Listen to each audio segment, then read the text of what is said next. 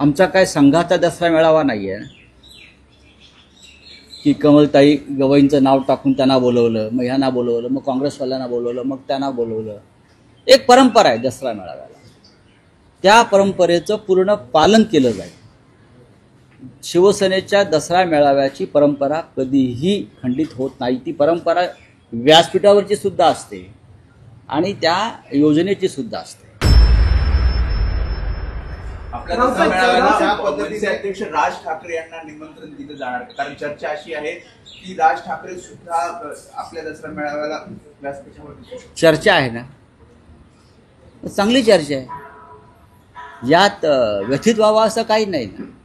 माननीय उद्धव ठाकरे, माननीय राज ठाकरे हे दोन बंधू एकत्र आलेले आहेत. अनेक विषयावर चर्चा करतायत, एकमेकांशी संवाद साधतायत, विचारांची देवाणघेवाण करतायत. दसऱ्याला वैचारिक सोन्याचं आदानप्रदानसुद्धा होऊ शकतं. अशा वेळेला जर लोकांच्या मनात असेल व तुमचा हा मनात प्रश्न असेल तर ही चांगली चर्चा, सकारात्मक चर्चा लोकांमध्ये असायला पाहिजे. पाहून आमच्या परंपरेने ज्या गोष्टी आम्हाला करायच्या आहेत त्या आम्ही करू. आमचा काय संघाचा दसरा मेळावा नाही आहे की कमलताई गवईंचं नाव टाकून त्यांना बोलवलं, मग ह्यांना बोलवलं, मग काँग्रेसवाल्यांना बोलवलं, मग त्यांना बोलवलं. एक परंपरा आहे दसरा मेळाव्याला. त्या परंपरेचं पूर्ण पालन केलं जाईल.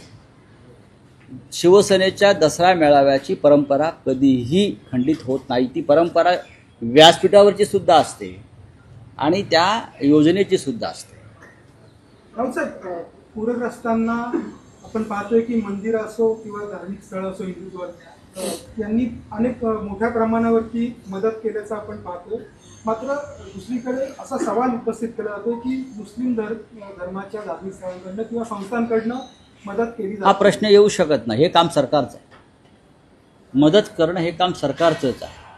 हा जो प्रश्न आहे हे बजरंग दल, विश्व हिंदू परिषद, भारतीय जनता पक्षाचे टगे असा प्रश्न विचारू शकतात.